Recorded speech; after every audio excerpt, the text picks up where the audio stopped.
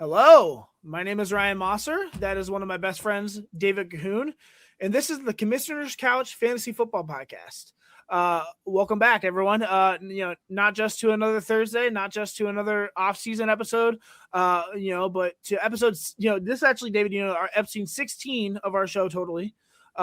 16 episodes. That's crazy. A full year of building, this thing from the ground up. And, now here we are deep into season 2. And, the energy around this draft cycle is already on a completely different level. The last 2 weeks, we've been living in the quarterback world, grinding through the 2026 class, breaking down traits, archetypes, mechanics, processing, all of it, And if you missed those first 2 episodes of season 2, do yourself a favor and go back. We broke down 12 total quarterbacks, quarterback prospects, including Fernando Mendoza, Carson Beck, Cole Payton, Taylor Green, Garrett Nussmeier, Ty Simpson, Drew Aller, Diego Pavia, Bayron Morton, Kevin Jennings, Sawyer Robinson, and Connor Wegman.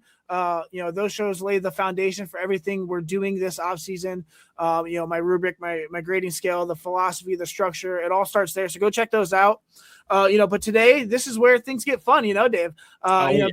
Because this week we're shifting gears and diving into the, my absolute favorite position groups in any draft class, the wide receivers. And dare I say, the most important position for fantasy football. This is going to be the one where you play the most players and they fill up most of your team roster. So let me tell you right now, this 2026 group is absolutely loaded. It's explosive, it's versatile, it's deep, and it has a little bit of everything. Separators, technicians, vertical threats, ball winners, yak monsters, and guys who can tilt the geometry of the field. The second they touch the football. This is the part of the draft cycle where excitement really kicks off for me, kicks it in gear. Quarterbacks are, the heartbeat of class, sure, but the wide receivers are the soul. They're the playmakers, they're the guys who change fantasy leagues, change offenses, and change the way we talk about the draft class, And today we're starting with 6 of the most intriguing names in the entire group of the 2026 NFL draft. Cardinal Tate, the wide receiver of Ohio State, Jordan Tyson, the wide receiver out of Arizona State, Mekhi Lemon, wide receiver out of USC, Denzel Boston, the wide receiver out of Washington, Casey Concepcion out of Texas A&M, and Chris Brazel, the wide receiver out of Tennessee. 6 different styles, 6 different roles, 6 different developmental arcs, 6 players who bring all something unique to the table. So settle in, grab a drink, get comfortable on the commissioner's couch because episode 16 is officially underway and it's time to talk wide receivers. Let's go. Real quick, as always, we are brought to you by the Inside Edge Network at Inside Edge Net. And also Alley Rose Fragrances. Our network sponsor for Inside Edge Network is Alley Rose Fragrances. Discover Alley Rose collections of handcrafted candles and body mists made with clean, minimal ingredients. Every product is thoughtfully created in small batches, free from harmful toxins for mindful everyday indulgence. Head over to AlleyRoseFragrances.com right now in order to order and use the special promo code Inside Edge 20, capital I, capital E, Inside Edge 20 to receive a special discount. We're also brought to you by Monster Moments Photography. They are a husband and wife wedding photography team based out of Cleveland who specialize in providing the best wedding photos in Northeast Ohio. Check out their website. My website is my company at monstermomentsphotography.com. I just said my last name wrong. That's embarrassing. That's MOSSOR momentsphotography.com. Hate it when that happens. I know. How you doing, buddy? Dude, I'm good. I've had a long week, but I've been looking forward to this podcast. As you can see around, I have a new setup, so you're not seeing the full basement. You're seeing a little bit more compact corner. I have the best wife in the world. She set this up for me. Debatable. I have the best wife in the world. I don't know about that. No, Hallie's great, but Sarah really she went above and beyond to just completely surprise me with this new desk and setup down here in the basement for me while I was gone on a work trip all weekend. So shout out to Sarah. Thank you to Sarah because that was amazing. Real quickly though, before we jump in, I do have to say I'm really excited about wide receivers. As I mentioned earlier, the wide receiver is one of the most important positions for fantasy football. If you're planning on winning any league, whether it be dynasty, redraft league, guillotine leagues, you have to have a dominant wide receiver. Absolutely. Even in the NFL, the Seahawks would not have been able to win the Super Bowl without a stud wide receiver in Jackson Smith-Njigba. So you need to have wide receivers that are playmakers, going to score you a lot of touchdowns, and just be extremely, extremely good in the passing game. And so I think that's a big reason why we're doing this, is because we want to help you win in your leagues. And getting a good advantage is getting good rookie wide receivers. You can get them later on in drafts. You don't have to reach for them. Sometimes they fall to you. And they can really provide a lot of value to your team as you're trying to compete to go win championships. And if you have a little bit of scouting like we're going to do today, it can really help you set yourself up to win those championships all the way in December. So yeah, and specifically in Dynasty as well, for Dynasty. Oh yeah. I mean, you have rookie drafts every year for a reason. So if you can get an edge on your league mates by listening to us, why wouldn't you? Yeah. Yeah. So, as we shift into, the next phase of the offseason, it's worth taking a moment to look back at where we've been. I mentioned a little bit, the first 2 episodes of season 2 were all about quarterbacks, 12 passers, 12 different styles, and, full breakdowns of how, we evaluate the most important position in football. Those episodes, set the tone for the structure and detail we're bringing to this entire draft cycle. So if you haven't listened to them, they're going to be a great place to start. Go back and listen to those. I can't stress that enough. But now we get to turn the page to a position group that brings a completely different style of excitement. Wide receivers shape the identity of the draft class. They define spacing, they dictate matchups, and change the way that offenses function. This 2026 group is the kind of variety that, an upside that, makes the evaluation process genuinely fun. It's fun to watch tapes for wide receivers. You get polished route runners, explosive playmakers, physical boundary threats, versatile hybrids who can line up anywhere. It's a class built on diversity and skill sets, and that's exactly why it's so intriguing to me personally. Before we start breaking down the individual players, it's important to talk about how I evaluate this position, because I cannot talk today, David. My wide receiver rankings aren't built on production or hype or recruiting pedigree. They're built on something more complex than that. As many of our listeners know, for those of who are new here, though, I have been building and developing an algorithm, weighting grading scale that I've been using as I'm watching the film of these prospects to help me rank them as I go. A full scouting rubric I've developed over years of studying, what traits I think actually, translate to the NFL for these positions, specifically today, receiver. My system, looks at how a receiver separates, how they finish plays, how their athletic trait shows up on tape, how they process coverages, how they handle physicality, and how their role in the college projects to the NFL offense. Every category has layers, every trait has context, and every evaluation is tied to what wins on Sundays, not what fills up, the college stat sheet. It's not a mock draft. It's not a projection of where, players will be selected or how teams might value them. Draft stock is influenced, obviously, as we know, by interviews, medical scheme fits, market perception. My system is focused solely on the tape, on the traits that matter, on the rules that translate, the skill sets that hold up against NFL competition.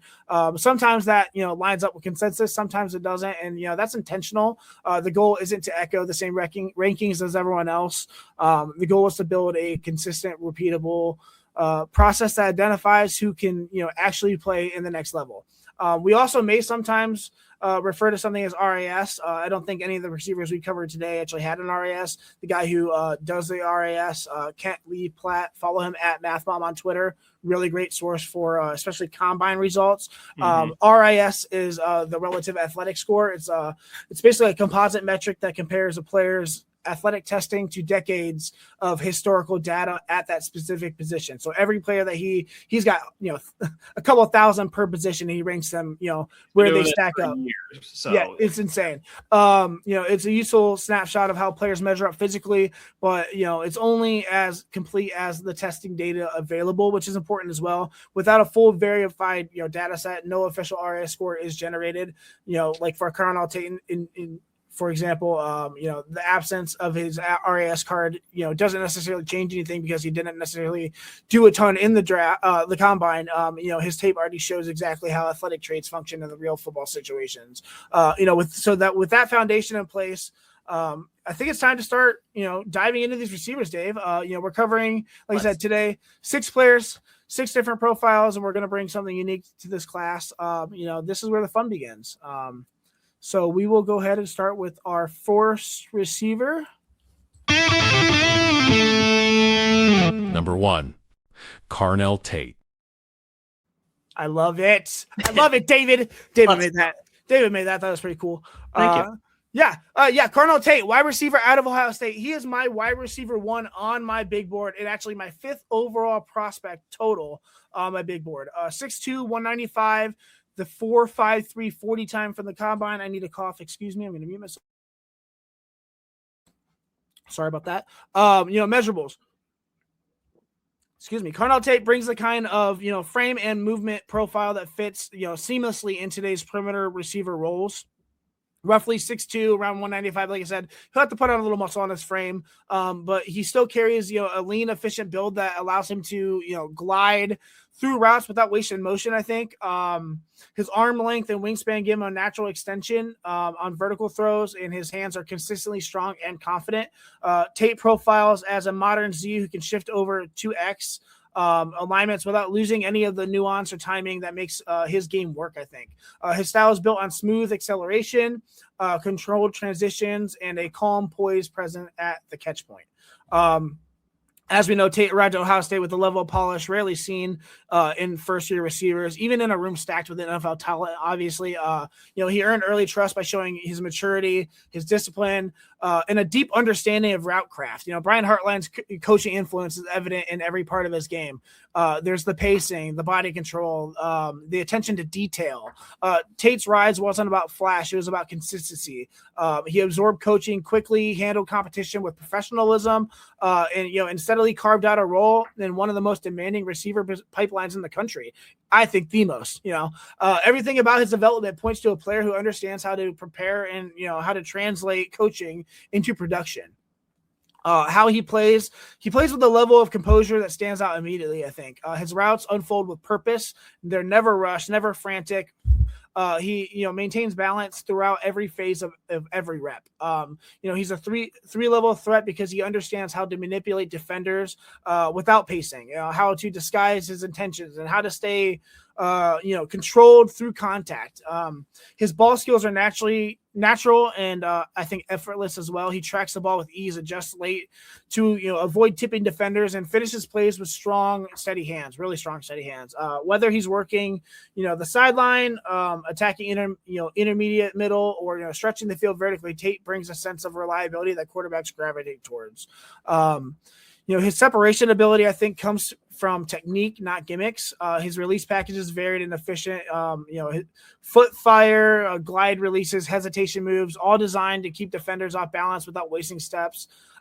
He understands how to press vertically just long enough to, force a corner to commit before snapping off his break. I think he's incredible at that. His pacing is, one of his best traits as well. He changes speeds naturally, accelerating to threaten vertically, and throttles down smoothly at the break point as well. His breaks are sharp, they're controlled. He has minimal drift, and he consistently maintains balance through the cut.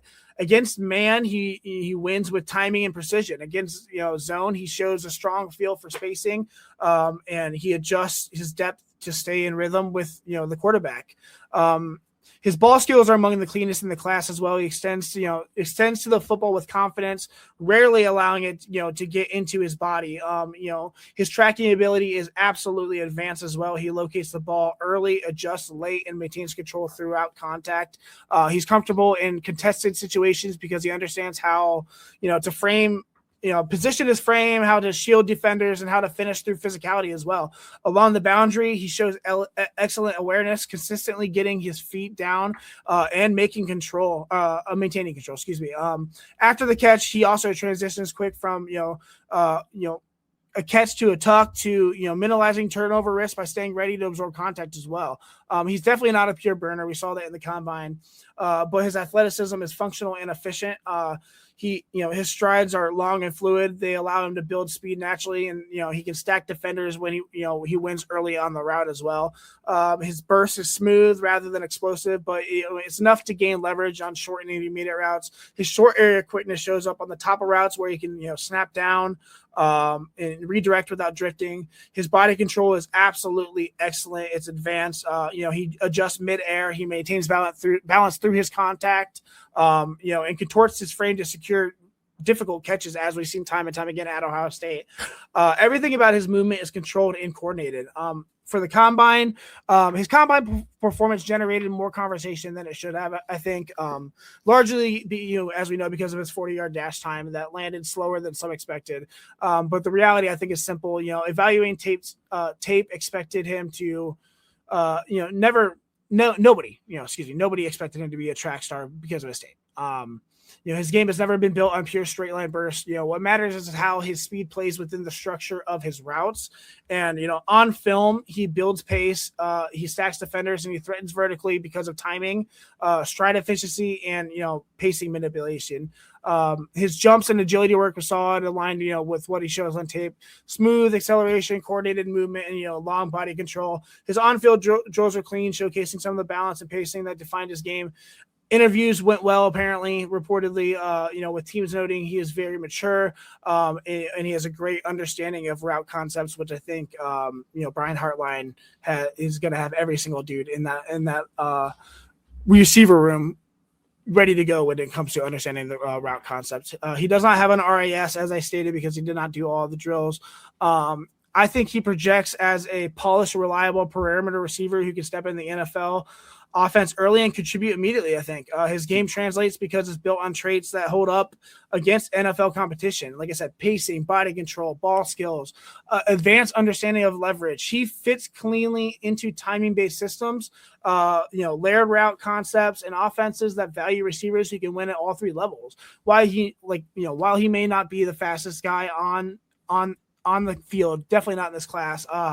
His play speed, technique, and consistency give him a high floor still. And his ability to manipulate defenders and finish plays give him a legitimate wide receiver one upside. He profiles as a long-term high volume target who, can earn a ton of targets, who can become a centerpiece of a passing attack. So. Yeah, I love Carnell Tate. I agree with everything that you just said. He's not my number one wide receiver on my list. Okay. Who's your number one? Are we going to get that? We'll get there. Okay. We'll get there. But yeah, Carnell Tate, he's a big player. He's definitely played in that pro style offense and ran every route tree imaginable. He's somebody who's just going to play bigger than like his frame will suggest. He will high point the ball, like you said. And it's just like the do it all wide receiver for Ohio State. I think here's the weird thing that I feel like a lot of people get hung up on outside of like his 40 time at the combine, which is garbage. Like nobody should be getting hung up on that. Hold that thought with what is his name? Monroe Freeling. Sorry, continue. Me and Dave have a separate argument about Browns and what they should do with 6 overall. Oh, continue. I love Monroe Freeling. Anyway, I think the argument that a lot of people have made, and I don't know if it's a fair argument, is that they don't know if he can be a true wide receiver one in the NFL. To that, I'm not buying it. I don't like that argument. Yeah. He was very productive, got better every year. Somebody that was relied upon time and time again. I think he can be a real true number one in the NFL. My player comp that I have for him is actually Michael Pittman Jr., somebody who came into the league also unsure if he could be a wide receiver one, and I think shown signs and flashes of that. And I think the system he was in kind of created a situation where he was the number one. It's not the number one. It was very volatile for him. But I think in the right situation, that will not even be a problem for Carnell Tate, and he will just dominate. I think that the big play ability that Michael Pittman shows, I see a lot of that in Carnell Tate. The ability to separate, the ability to run crisp, clean routes.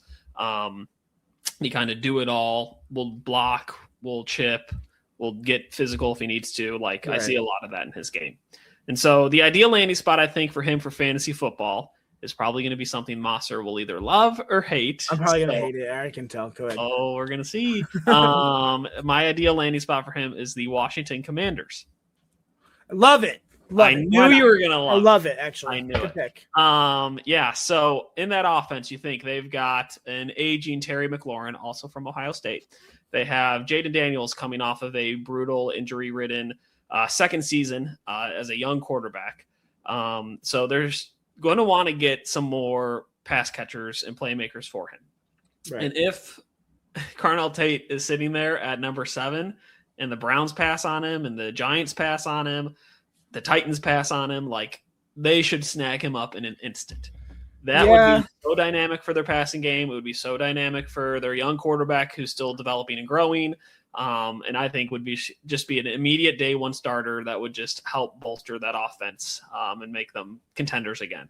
So I think that would be great. It would also be a huge landing spot for fantasy purposes. He would be an immediate starter day one for fantasy football. In dynasty leagues, he would be an immediate, like, gotta have this guy, get him on your team. So, would you, if you're the Commanders, take him over Jeremiah Love if they both are sitting there? Yes. Interesting. Okay. I would. Even though their running game was clearly flawed last year with Bill Krasky Merritt. I would. Austin Eckler hurt. And okay. Yeah, I think I would, because I think you can still find some sneaky value of running back later in the draft. Right. And I think we'll get into some of those guys, but later on. Not nearly as deep as wide receiver. But definitely, not as deep as wide receiver, and definitely won't be as talented as a Jeremiah Love. But I do think that a Carnell Tate will be more impactful day one for a team that wants to get back to competing for Super Bowls again, more so than a Jeremiah Love would. I think a Jeremiah Love would help a team like the Chiefs. That's my dream landing spot. Because that's like their one missing piece. Whereas I think the Commanders can still kind of patchwork that running back room, but I think adding an immediate playmaker wide receiver like Carnell Tate would be way more impactful. Fair enough. Fair enough. So I think Jeremiah Love would also be incredibly impactful. I think he is generational. But, but I honestly don't think he leaves the top 5. I think a team's going to trade up to get him. That'd be crazy. We'll see. I mean, that we haven't seen that since who? Saquon went third. And Ashton Genty. Would he go 5 or 6 last year? Genty went 6, I think. Yeah. Okay. So yeah. There you go. All right. You ready? Wait, what? I was just saying that's wild that nobody but Saquon lately has gone in the top 5 for. Well, I mean, the devalued of the position's been devalued totally since. I mean, maybe hopefully once they get their finally get their contracts. I cannot think today. Where it matches their value. I know they've been fighting for that for the last few years. Nick Chubb never got that for the Browns. And that's sad because they probably get the most hits. They probably put their body out on the line the most, if not as equal to any other position on the field.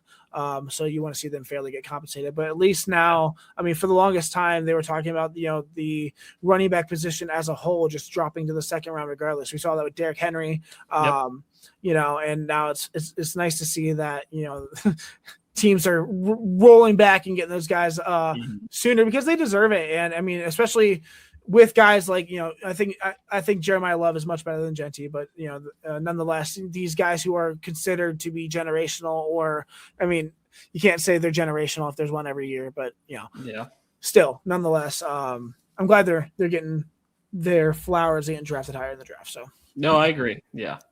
All right. Well, shall we move on to number 2? Number 2, let's do it. Second receiver. Number 2, Jordan Tyson.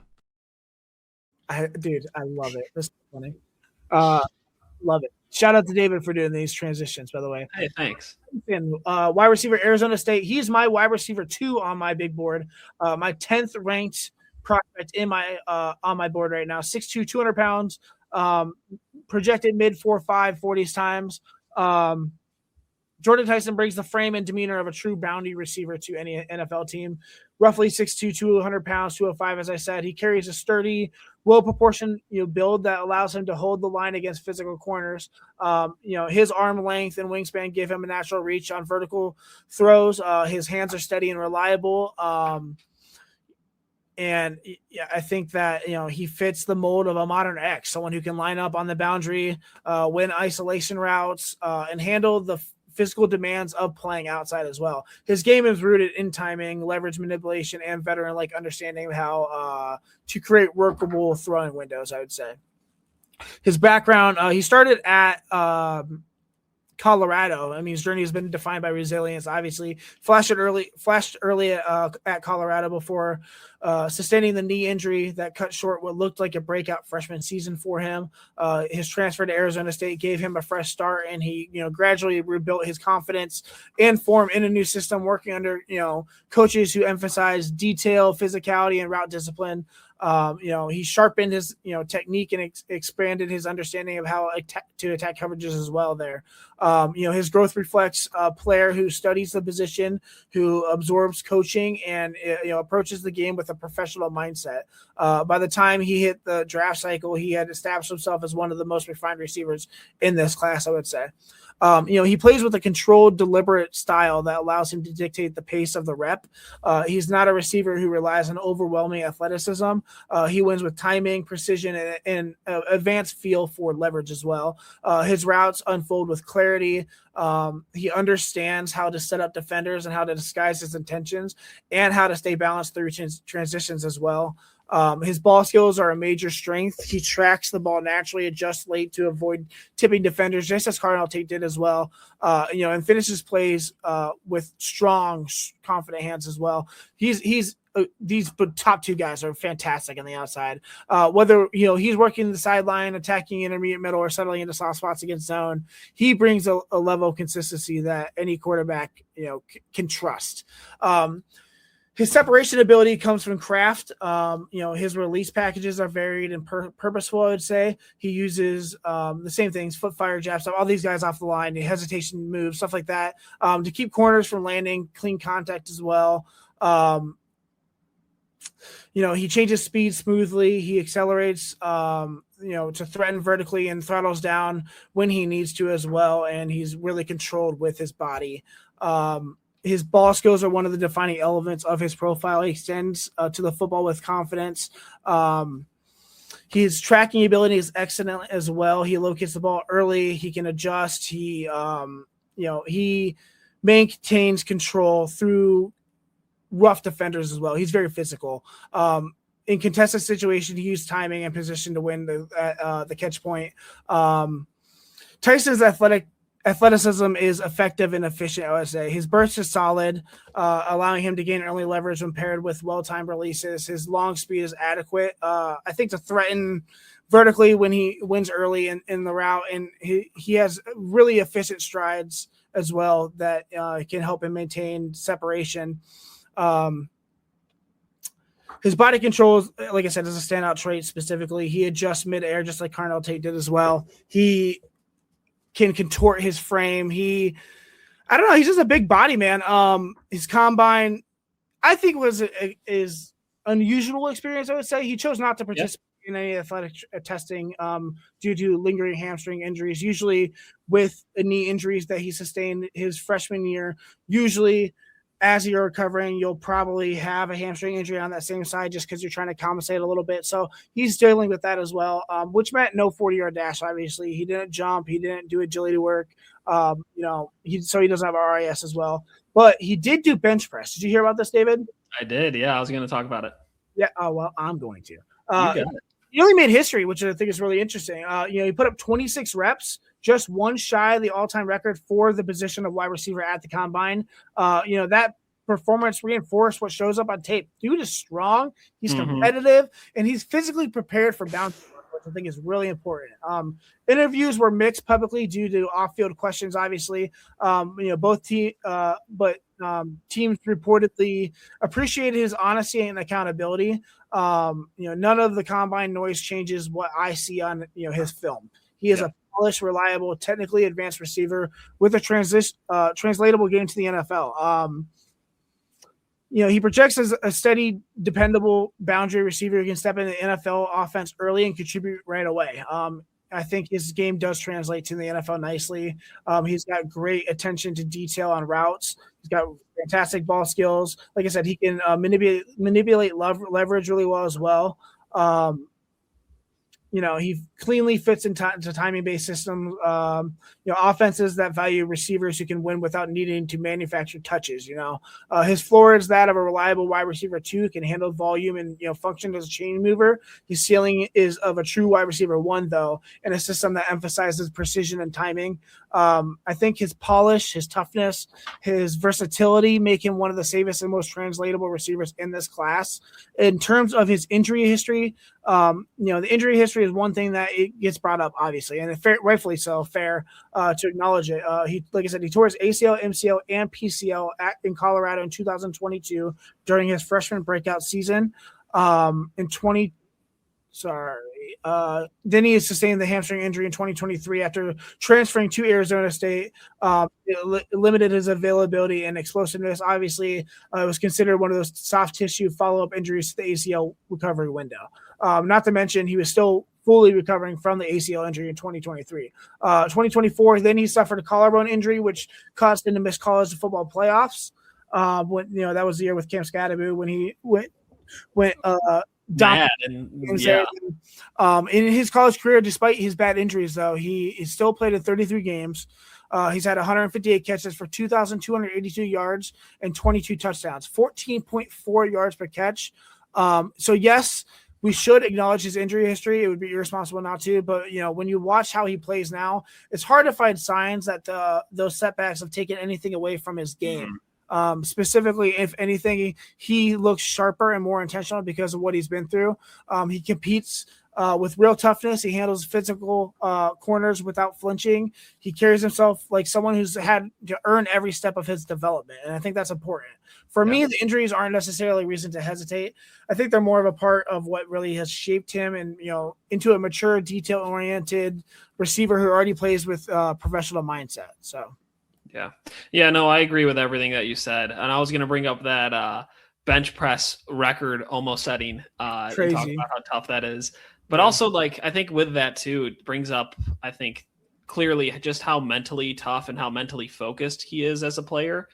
He's somebody who's super competitive, but is going to be mentally engaged and mentally nothing's going to rock me. Right. He's already been through so much anyway that it's Absolutely. Nothing's going to rock me.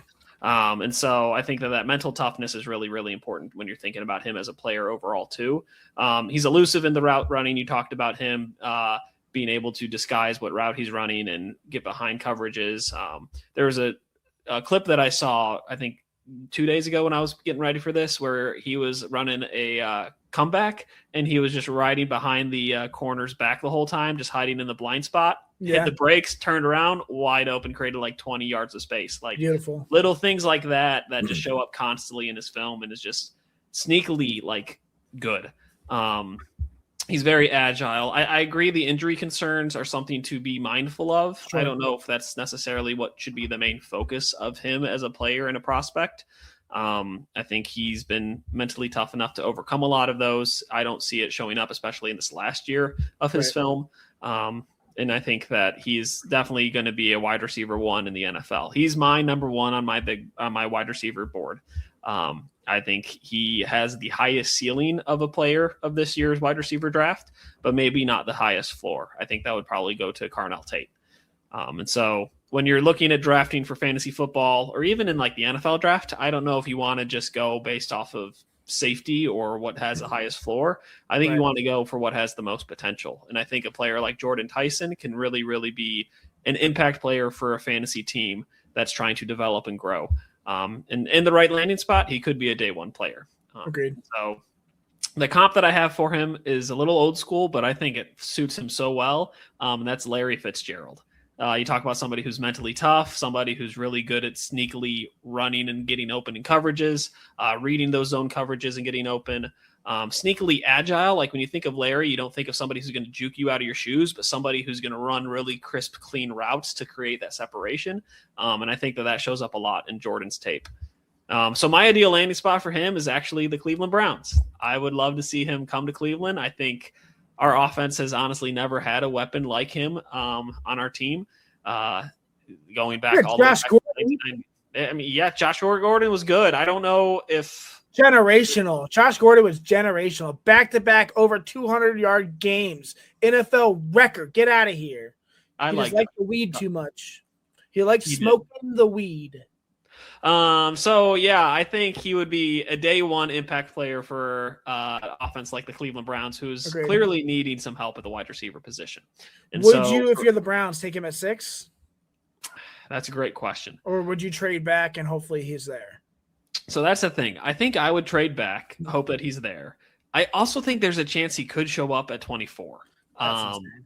I think a lot of the injury concerns, a lot of the issues that came up at the combine for him, I feel like a lot of that's kind of hitting his draft stock, and I don't know if that's fair to him, but if he's there at 24 for the Browns, I would absolutely love that.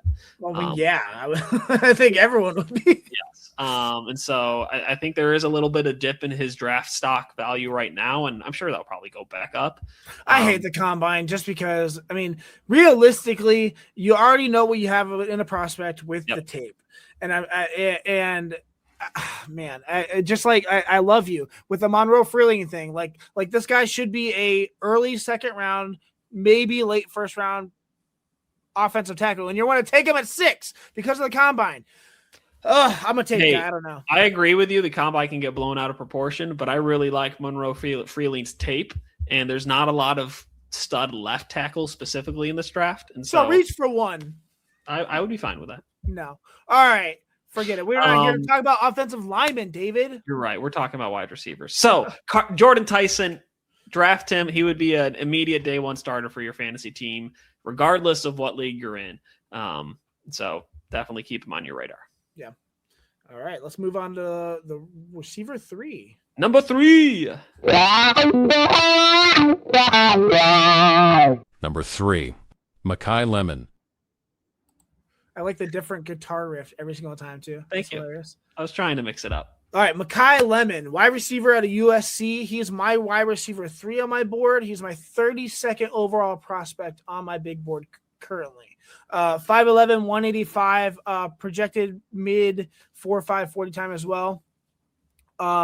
He brings a compact, springy frame built for movement-based roles.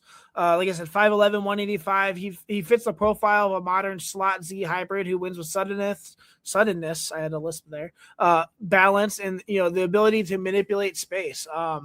His arm length and wingspans, they're serviceable for his size for sure. And his hands show the kind of consistency that you want from a high volume receiver. I lost my place. There we are. Sorry. His archetype is built around controlled quickness. He's a receiver who can uncover in tight quarters, threaten horizontally. He can separate without relying on size or overwhelming top end speed as well. He is a guy who entered at USC as one of the most versatile athletes in the country, having played both receiver and DB at a high level in high school. That two-way experience sharpened his understanding of leverage, route cues, and how defenders react to movement. Once he transitioned fully to offense, his instincts, adaptability, and the feel for spacing became very clear strengths. Coaches consistently praise his competitiveness, his willingness to handle very gritty assignments inside, and his ability to stay on schedule within the structure of the offense. His development reflects a player who sees the field with clarity and plays with a natural sense of timing. Mekhi Lemon, his game is built on instincts and rhythm. He has an innate sense to, for where space is and, going to, open and, how to manipulate defenders, to create space. His pacing is one of his best traits. He changes speeds without losing balance, glides into breaks with control, and snaps off routes with precision. You mentioned like Jordan Tyson, how he stopped and turned like this. It's every single route with them. He's the type of receiver who always seems to be available, even in congested areas, because he understands how to work leverage and stay friendly to a quarterback. His ball skills are steady and composed. He's a guy who can track the ball as well cleanly. He obviously, was it I'm blanking, the award for best receiver college football, the Blitnikoff, is it? Yeah, I think so. Yeah, he won the receiver bet for best college football receiver last year in 2025. He can adjust late. He rarely lets contact disrupt him as well. After he catches the ball, he's very slippery and very efficient as well. He uses his quick footwork and balance to, turn routine throws into very productive gains.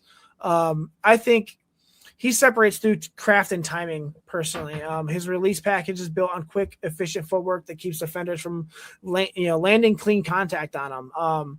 He's excellent at disguising his intentions as well. He'll vary his stride, he'll alter his tempo. He'll use subtle head and shoulder cues to force defenders into false steps. His transitions are sharp, they're controlled, allowing him to stay tight to his line and avoid drifting out of breaks. Against man coverage, he wins with suddenness and precision. Against zone, he shows a natural feeling for spacing, consistently settling into windows without drifting or crowding other routes. His ability to uncover quickly makes him a very, very reliable chain mover and a friendly target to the quarterback as well, especially in those windows. He loves to find them. His hands are confident and consistent. He extends naturally, to the football. He doesn't let the ball get to his chest either. He's got great tracking ability. He can locate that ball early and adjust just as much as the other guys as well. He's not necessarily built on jump ball dominance with his size and frame. But I think he compensates with timing, body control, the ability to position, between the defender and the ball. He's going to get the ball regardless.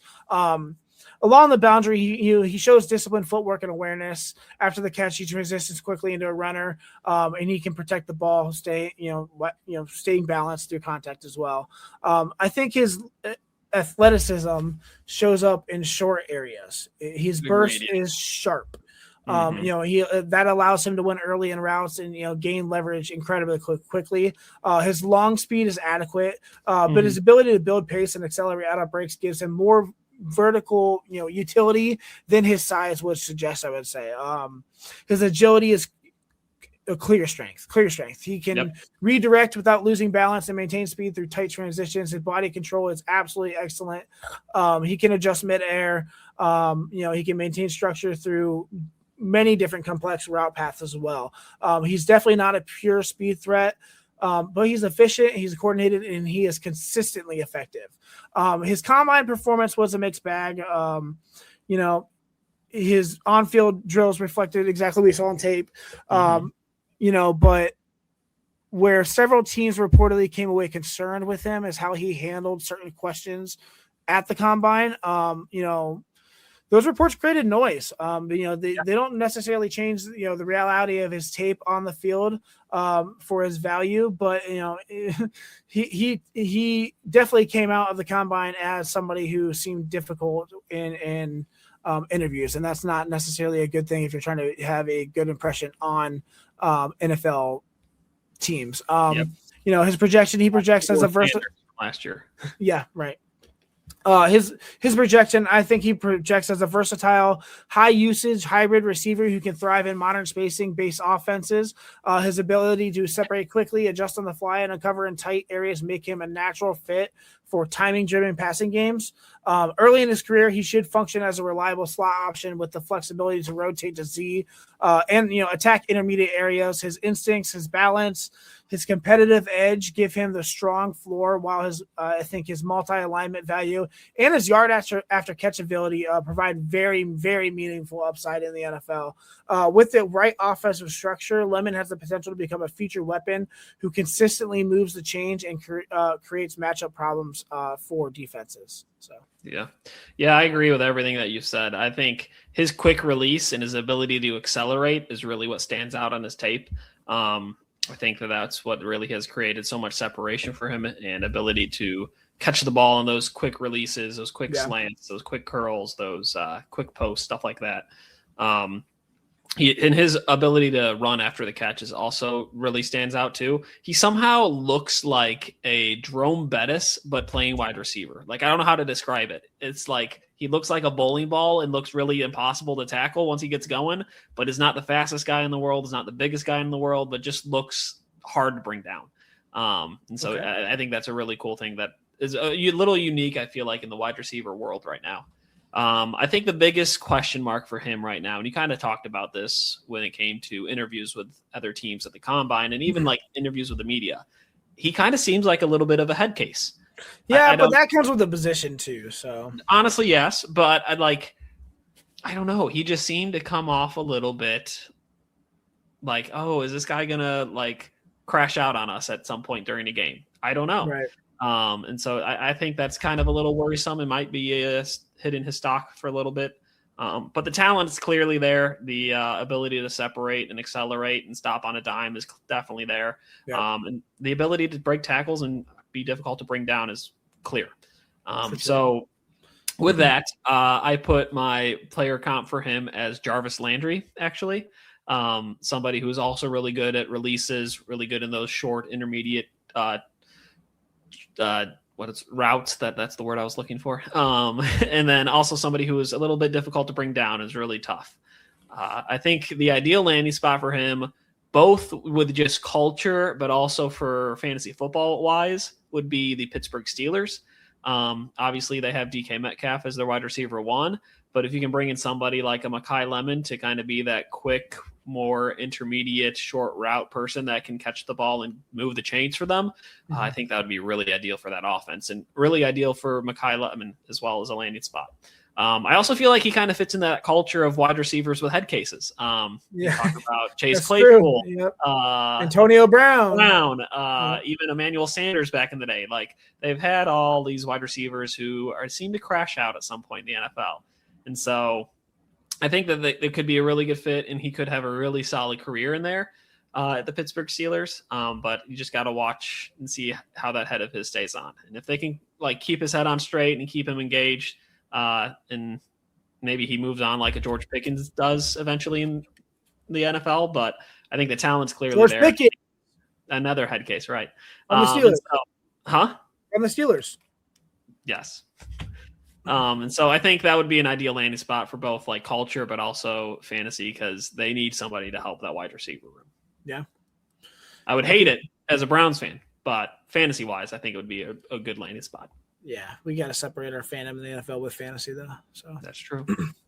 All right, let's move on. We are pushing time here already. All right. Number 4. 4. Yep.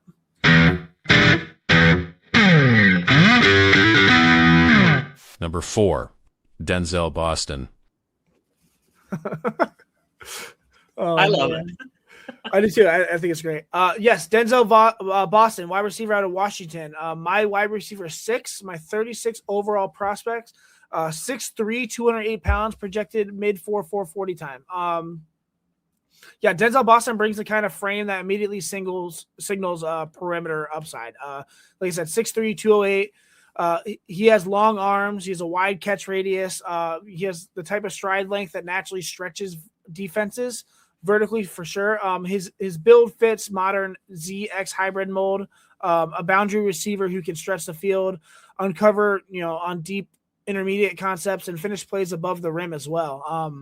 Denzel Boston style leans on smooth acceleration, being efficient in his stride, maintaining balance all the way throughout the entire play. I think that gives him a profile that translates cleanly to the NFL for sure. He arrived at Washington as a tall, multi-sport athlete with basketball background that sharpened his timing, elevation, and spatial awareness. Over time, he developed into one of the Huskies' most dependable perimeter options, earning praise for his maturity, steady work habits, and the ability to raise the moment in high-leverage situations. His growth reflects a player who has steadily refined his pacing, sharpened his route detail, and learned how to maximize his length without sacrificing fluidity, which I think is important.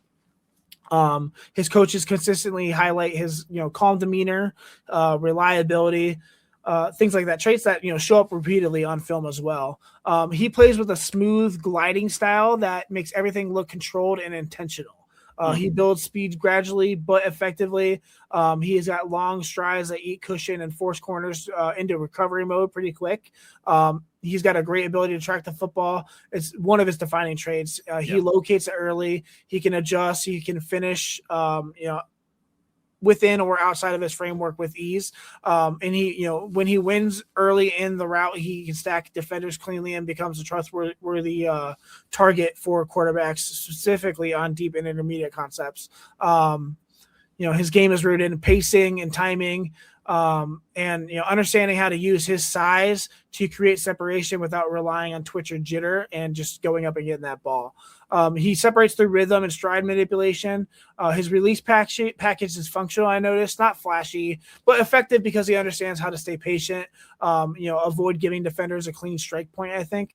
And that can work for him into leverage as well. Once into his stem, he uses his length to shield defenders and maintain his line.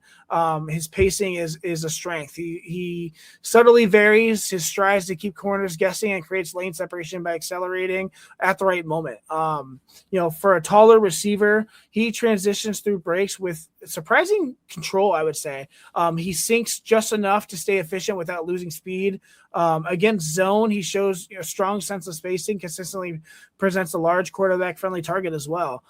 His ball skills are a major selling point, I think. He extends confidently to the football. He, rarely allowing it to drift into his body, just like the other guys. These top guys, it's all the same thing. They all have fantastic hands. They're always going to catch with their hands. They're never doing body catches. That's what we want in an NFL prospect. His tracking ability is natural. In contested situations, he uses timing, length, and body control to win above the rim. He's going to get that jump ball. He's got a great basketball history, which I think will definitely translate into the NFL. His athleticism shows up in stride and body control. Like I said, he's not a short area jitterbug, but he moves with coordination and efficiency. His long speed is more than adequate. Once he opens up and covers the ground quickly, he can stack corners, who I think misjudge his pacing, especially specifically in college. We'll see how that handles with more a higher level of competition in the NFL. His agility is functional, allowing him to stay balanced through transitions, maintaining separation once he creates it. At the combine, his combine was incomplete from a testing standpoint. He didn't run the 40-yard dash, which means obviously we don't have an official time to pair with his projected 4.40, 4.4, 4.45, 40. That I see on tape. He went through measurements and positional work, and on-field drills reflected, what you expect on tape. What I project, he's a perimeter receiver who can immediately give an NFL offense a vertical stressor and a reliable boundary target. His combination of size, like I mentioned, his efficiency and his strides, in his ball tracking, make him a natural fit for schemes that emphasize deep routes, intermediate routes, layer concepts. He should thrive as a complementary Z who forces defense to account for his vertical presence and contested catch ability. As he continues to refine his release package, and add functional strength, I think Boston has the potential to grow into a matchup-driven starter who can tilt coverage and become a consistent chain mover in high leverage situations in the NFL. Yeah, I agree with everything you said. He's real smooth when he runs. He's got that big body, huge catch radius, catches things with his hands really well. I think he's a little bit more physical than a lot of people give him credit for, too. Somebody who's not afraid to get into the run game and block, and somebody who's willing to go into traffic and take a hit. I noticed that as well. I think the question that I've got for him is, what does it look like on this next level? Can he separate? I think he's fast enough and he'll be fine, but I think the separation part, especially on those shorter routes, might be a little bit tougher for him, especially coming off of the line of scrimmage and getting jammed and stuff like that. And so how can he grow in that area, I think would be really important to watch as this first rookie year goes on for him. Yeah. Player comp that I have for him is Cortland Sutton. I think somebody who you just described as smooth, good hands, big catch radius, somebody that can be relied upon time and time again, but isn't going to put up like these insane, crazy numbers like a Jamar Chase or even a Mike Evans or anybody like that, but just somebody who's just consistent. And I think that's a good way to describe Denzel Boston, somebody who's consistent. And so the ideal landing spot that I have for him would be, for fantasy football purposes, the New England Patriots. Talk about a team that just went to the Super Bowl, and they were not able to really overcome and get their offense moving against a really great defense in the Seattle Seahawks, mostly because their wide receiver core was awful. Their offensive line was awful too. That's true, yes. And so you talk about players like Stephon Diggs, who just got cut by the New England Patriots. Who else is there? Literally nobody. AJ Brown, baby, coming soon. That would be a great move actually for them and for AJ Brown. I think, though, Denzel Boston could be a day one starter right away in an offense like that, where they have nobody in the room right now. They have no clear wide receiver one, and he can be somebody who could also take the time to slowly develop into that wide receiver one role there, and become like the Cortland Sutton for Drake May. I think that would be somebody who could be relied upon time and time again and become a safety blanket almost for Drake May, and could be really, really beneficial to his fantasy value early on and even long-term in that young offense with a young quarterback. And so I really like that landing spot for him. We'll see what happens, though, but I do like Denzel Boston. He's my wide receiver 4, actually. So there you go. Yeah, he was my, what did I say, 6? Yeah. 6, yeah. There you go. So quick question. This can be a short conversation. When you look at these top 4 wide receivers we just talked about, how would you put the gap from the top player all the way down to Denzel Boston? How big of a gap is that between them?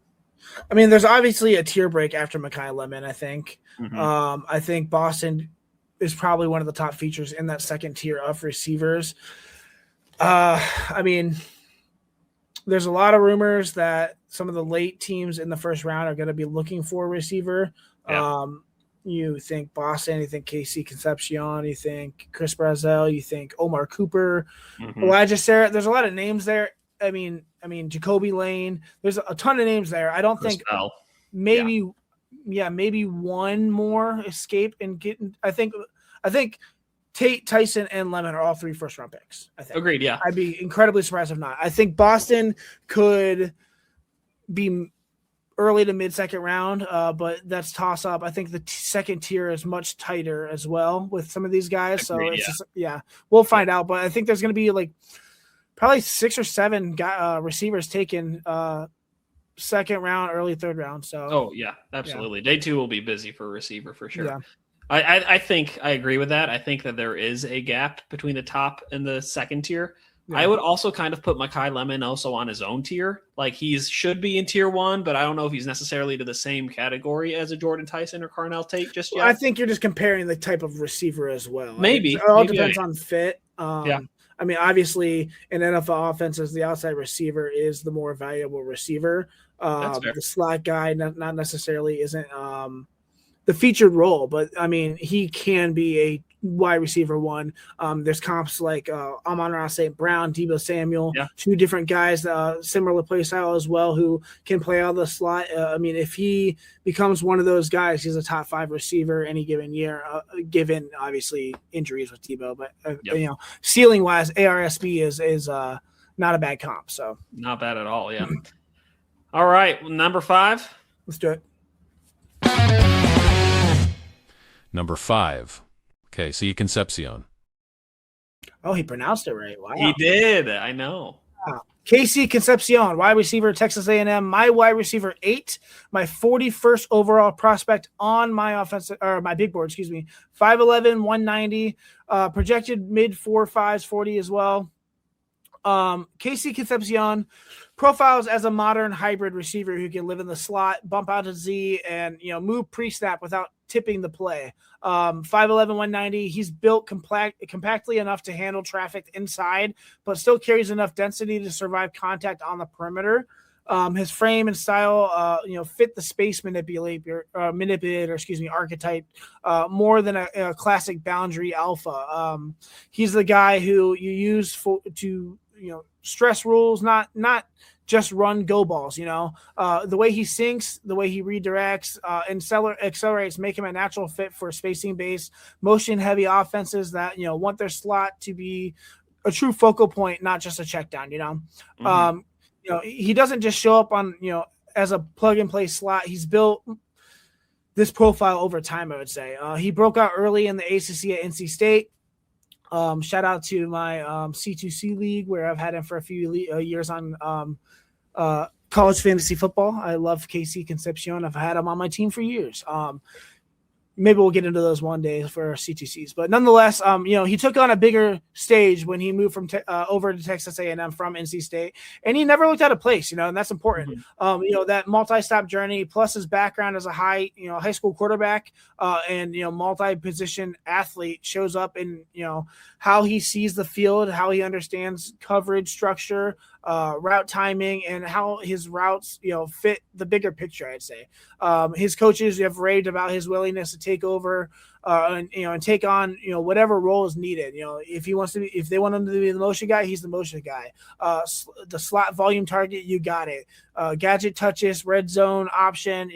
He's been the guy in different ways, and that adaptability. Oh my goodness. Adaptability. I'm so tired. It's a big part of why he translates to the NFL. His game is built on timing.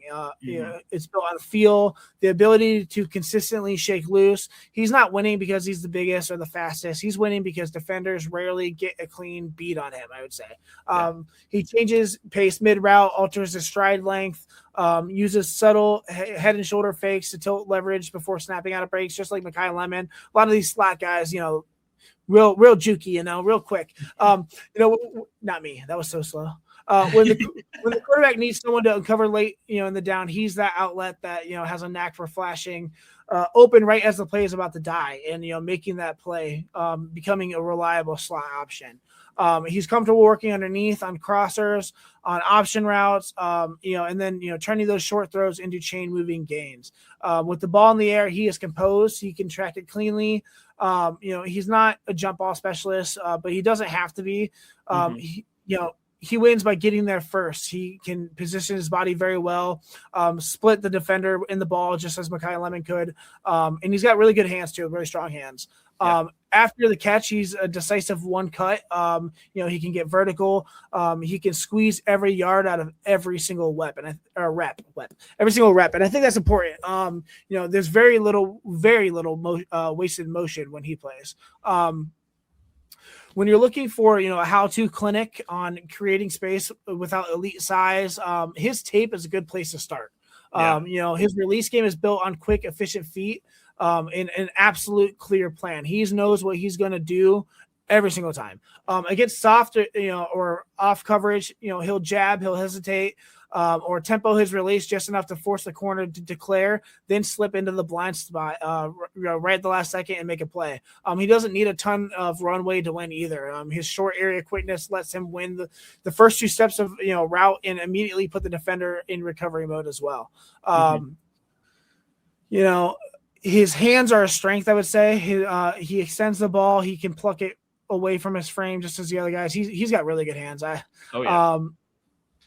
don't know. Contact doesn't rattle him either. He's got a decent frame where he'll take a hit and still finish the catch. On the move, he's comfortable adjusting to throws that are slightly behind or out in front as well.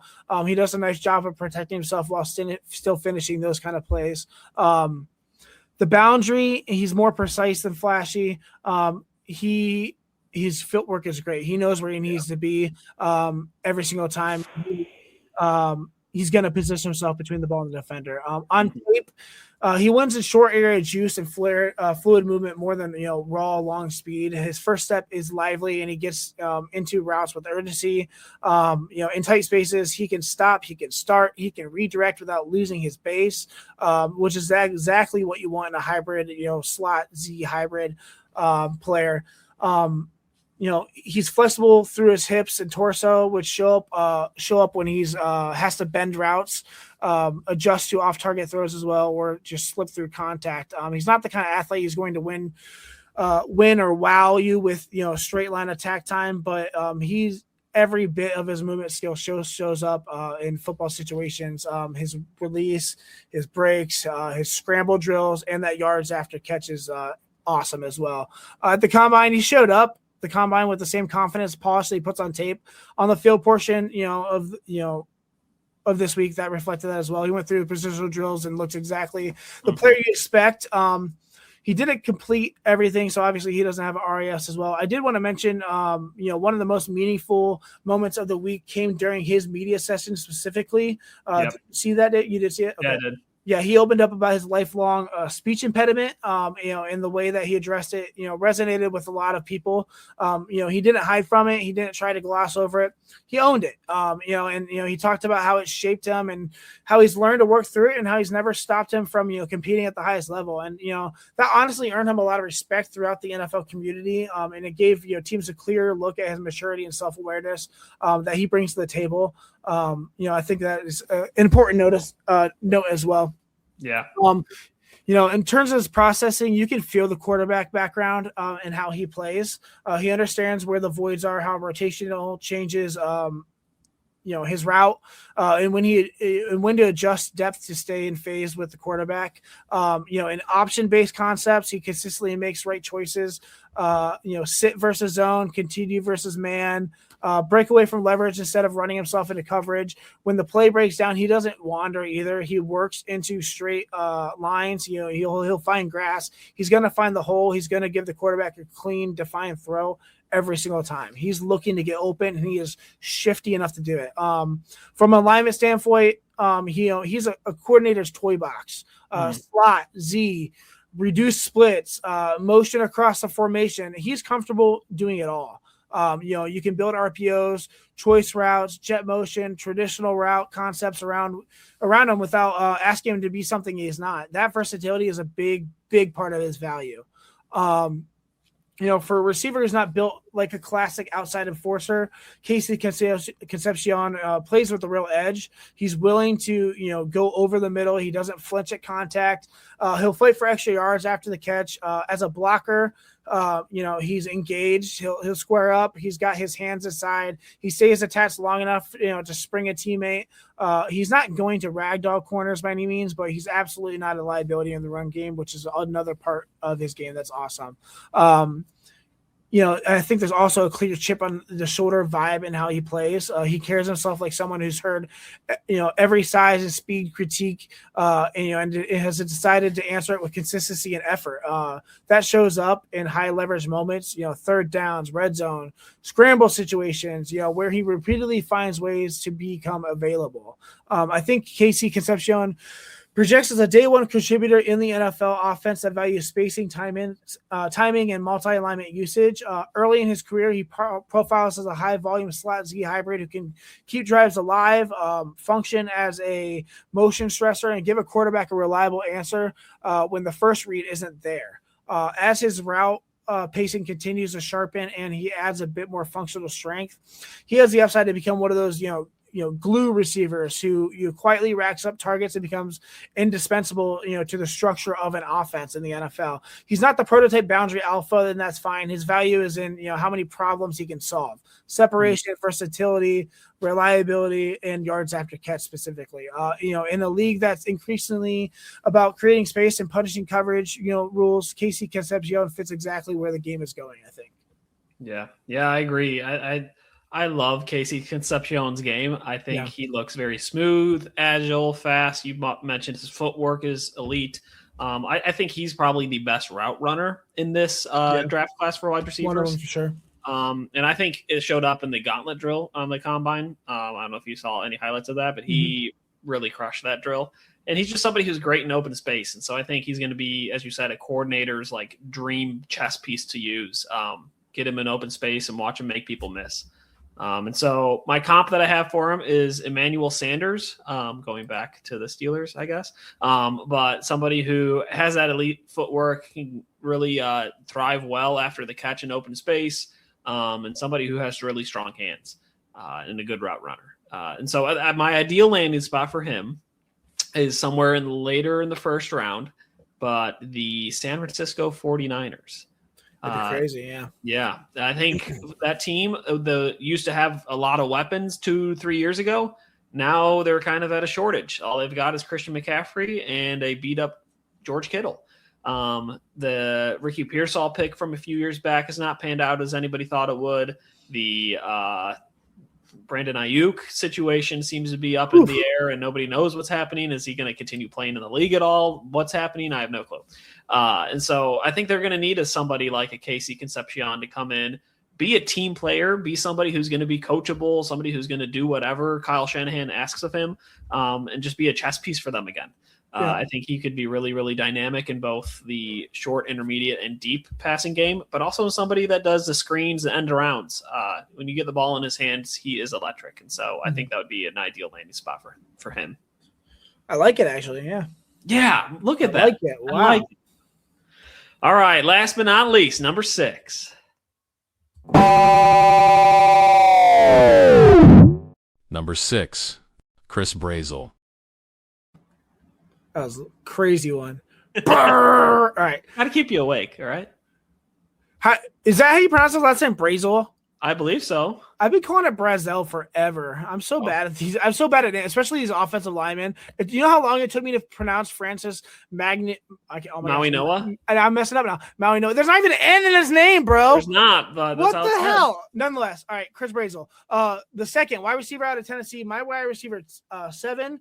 My 39th overall prospect. 6'5", 205. Officially 4.37 40 time from the combine. Insane. That is moving.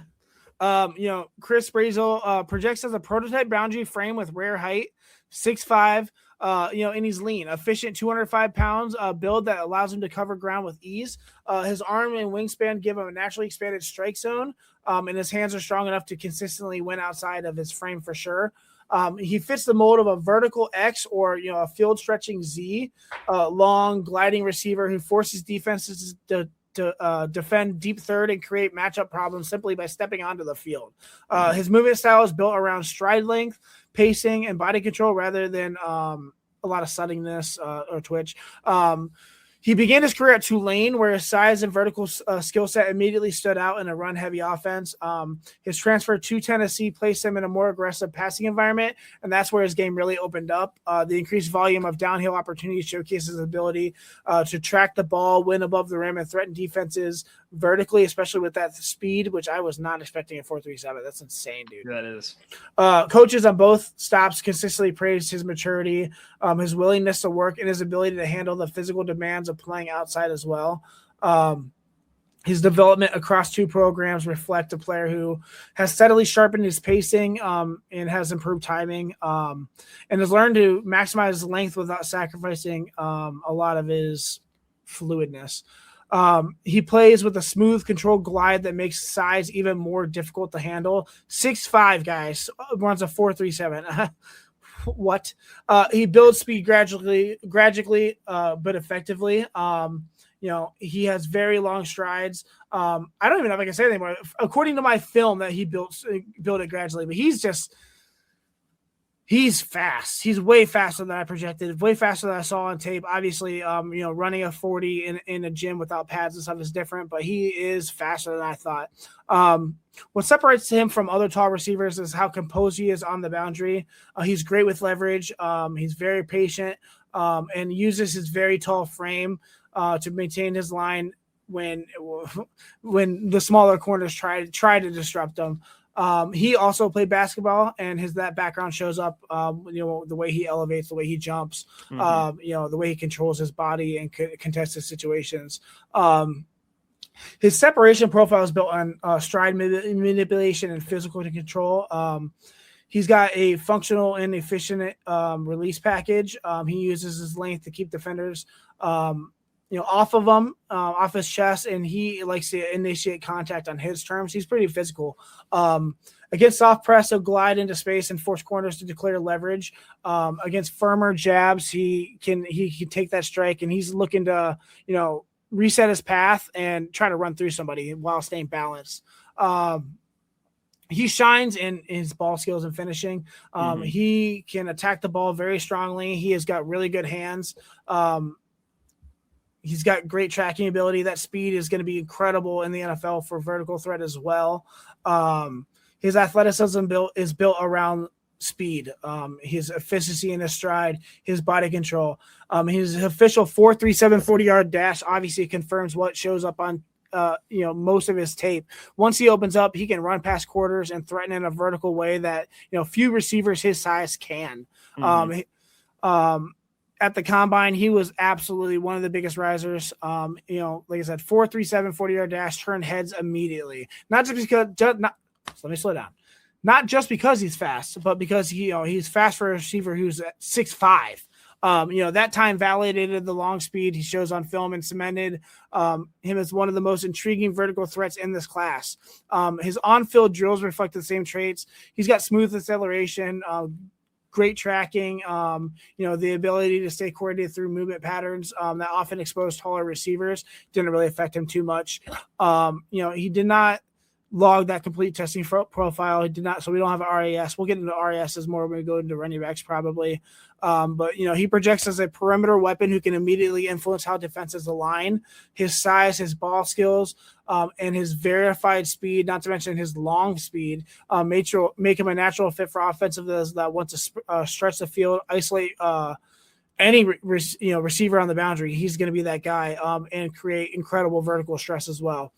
Early in his career, he should thrive as a matchup-driven wide receiver 2 who handles deeper intermediate routes, red zone concepts, isolation throws, and deep vertical throws as well. As he continues to refine his release mechanics and his pacing, he has the upside to grow into a true wide receiver 1 caliber threat in the NFL. The kind of receiver who forces defensive coordinators to adjust their coverage and account for him, every single snap. So you're muted, buddy. I am muted. You're right. Yeah, I love everything that you said about him. He's tall. He's fast. That 40 time was insane. But his catch radius is also just massive. Yeah. He's a big player. He plays big. He's not afraid of contact. Like he's really, really, really good. I think the question that I've got for him for that step up to the next level, and especially for fantasy, is can he be somebody that's agile in his route running? Right. He has that speed. He can change pace pretty well too. But I think when it comes to making those sharp turns and those sharp stops on a dime, can he actually bring that up into the next level and really grow in that area? Yeah, I think that'll be a lot to do with coaching. He's got to sink his head. That's a huge frame to try to spring to a stop as well. So. Yep. And so I like him a lot. He's my, I think, wide receiver 7 on my board. So I like him a lot. And I think he has a really high ceiling at the next level. My comp for him is a throwback here of Vincent Jackson, somebody who was also 6'5", ran a 4.40, really became a huge weapon for Tampa Bay back in the early 2000s. Yeah. I think there's a lot of similarities in the way that they play and could be used in a very similar way. My ideal landing spot for him for fantasy football is a team that needs a solid wide receiver 2 after everything that happened this year, and that is the Miami Dolphins. I think that this could be a good pick for them in round 2, somebody who could become a wide receiver 2 for them right behind Jalen Waddle. It could really help that offense really get back on track from where they were last year. You talk about Tyreek Hill leaving, you get another speed guy in that's bigger. That sounds great to me. I think that could really help him fit really well into fantasy value right away in the early part of the season, and somebody who can continue to grow as the season goes on. And could be a really good, I think, red zone threat, too, for a young QB, whoever's playing there next year. Especially with that basketball background, the jump ball ability. So one thing I did notice about him is effort on plays that are going away from him, if he's blocking away from the play. The effort lacked a little bit in college. I noticed several times on film that, he's just, half-assing blocks or this and that. He's a very physical player when he knows the ball's coming his way or, at least in his direction with another teammate. But, when the ball's going away, I want to see him 100% effort at all times as well. So hopefully that gets coached out of him. Maybe that's just, him thinking he's the man. I don't know, these wide receivers sometimes. But nonetheless, hopefully he gets a little humbled, and I think he's going to have a great ceiling in the NFL. So yeah, I agree. I would love to see it. All right. So before we wrap up here, I do want to bring up something. We've been working really hard to take this podcast to the next level. And so we are finally now up on every platform that you can find podcasts at. And yes. I think you were probably going to talk about that, but I kind of wanted to bring it up because it's really exciting for us. We've really been working and learning and growing. We're working to make this as enjoyable for all of you as we can. And there's 116 of you watching live. On a Thursday night in March. Appreciate you guys. Yeah, it's crazy. I'm talking fantasy football in March. Yeah. What? And so, Degenerates. if you guys have the time and are looking to become lifelong fans of us, continue to grow, I think following us on Apple Podcasts, Spotify, Amazon, Audible, really anywhere that you can get your podcasts. We're going to go through them. We got Spotify, Apple Podcasts, YouTube, Amazon Music, iHeartRadio, Player FM, Listen Notes, Podchaser, Boomplay. We're on Facebook. We're on Twitter. Guys, if you're not watching live, I mean, you should be. But if you're not, there's no excuse now. Go on Spotify. Listen to us on 2X. I listen to so many podcasts on 2X all day. I mean, I listen to local radio stations here in Cleveland on 2X through Spotify as well. No excuses. We have great content. Go back, check out our last 2 episodes. Season 2, episode 1 and episode 2, we broke down 6 quarterbacks in this 2026 draft. Each episode, and it's fantastic coverage. Now go on any of those, go ahead in there, go and follow us, give us a 5-star rating, give us a comment. We are working so hard to bring you guys the best content, and we would genuinely appreciate all of the love, man. We really would.